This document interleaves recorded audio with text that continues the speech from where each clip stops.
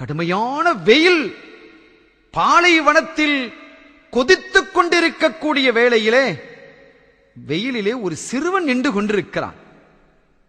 ஒரு சிறுவன் தூரத்திலே நின்று கொண்டிருக்கிறான். அந்த வெயிலை தாங்க முடியாமல் துடித்து நின்று கொண்டிருக்கிறான். பச்சை புள்ள நின்றுட்டு இருக்கு.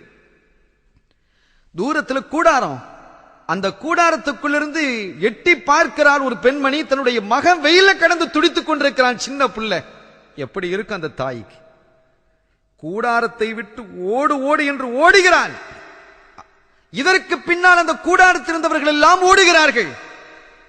ஓடி சென்று அந்த குழந்தையை அப்படியே அள்ளி அணைத்து நெஞ்சோட இறுக புள்ளி தழுவிக்கொண்டு அவள் தரையிலே படுத்துக்கொண்டு வெயில் படாமல் தன்னுடைய குழந்தையை அப்படியே அணைத்துக் கொண்டு அழுகிறாள். மக்கள்லாம் அதை பார்த்து அழுதுட்டாங்க. என்ன பாசம்! தாய் பாசம் என்பது தாய் பாசம்தான். தாய் பாசத்துக்கு உதாரணமாக ஒன்றை சொல்ல முடியுமா சகோதரர்களே? அந்த தாய் தன்னுடைய குழந்தை, தன் பிள்ளை வெயிலிலே சுட்டரிக்கும் வெயிலிலே நின்று கொண்டிருந்ததை, துடித்துக் கொண்டிருந்ததை தாங்க முடியாமல் அப்படியே அணைத்துக் கொள்கிறாள். அணைத்துக் கொண்டு கக்கும் வெயிலை எல்லாம் தன்னுடைய முதுகிலே, தன்னுடைய மேனையிலே தாங்கிக் கொண்டு குழந்தையை அரவணைத்துக் கொள்கிறார். அழுகிறார். மக்களும் அழுதார்கள். அந்த சமயம் நபிகள் ஸல்லல்லாஹு அலைஹி வஸல்லம் அவர்கள் அங்கே வருகிறார்கள்.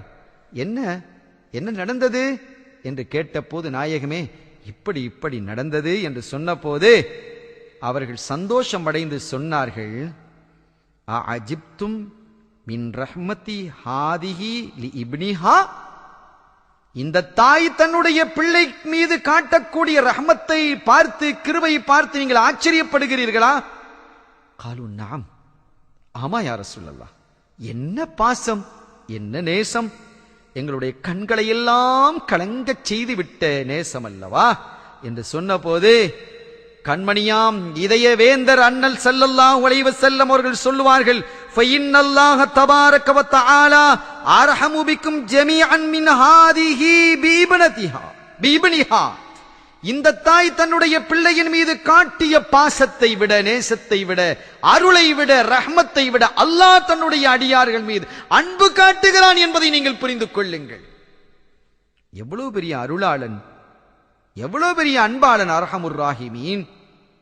எல்லாம் வல்ல அல்லாஹ்வின் அருளையும் ஸல்லல்லாஹு அலைஹி வஸல்லம் அவர்களது ஷஃபாத்தையும் பெறுவோமாக.